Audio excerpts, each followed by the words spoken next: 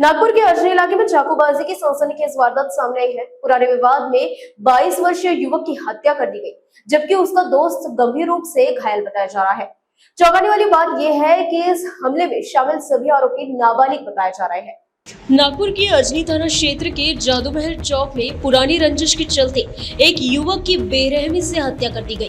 मृतक की पहचान सागर गिरिधर सलामी के रूप में हुई है, जो साप्ताहिक बाजार में सब्जी बेचकर परिवार का गुजारा करता था। जानकारी के मुताबिक करीब 10 से 12 नाबालिगों ने सागर और उसके दोस्त हर्षल उर्फ एलेक्स शिंदे पर डंडो, रॉड और चाकू से हमला कर दिया। सागर जान बचाने के लिए भागा, लेकिन आरोपियों ने उसका पीछा कर उस पर कई बार चाकू से वार किए, जिससे उसकी मौके पर ही मौत हो गई। घटना में हर्षल भी गंभीर रूप से घायल है और अस्पताल में उसका इलाज जारी है। पुलिस ने हत्या का मामला दर्ज कर 1 दर्जन नाबालिगों को हिरासत में लिया है। जांच में सामने आया कि वारदात की पहले से साजिश रची गई थी।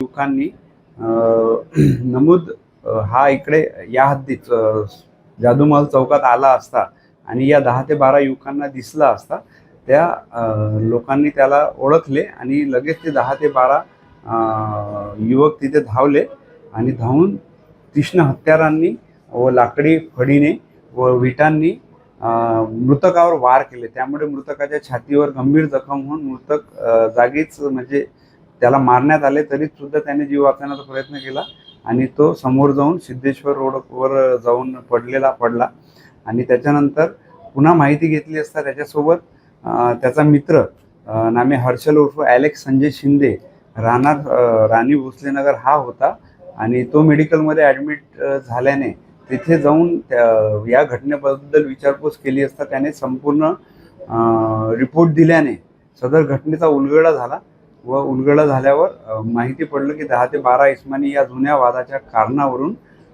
नमूद मृतकाचा जीव घेतलेला आहे व फिर्यादीवर याच्यावर सुद्धा जीवघेणा हमला केलेला आहे।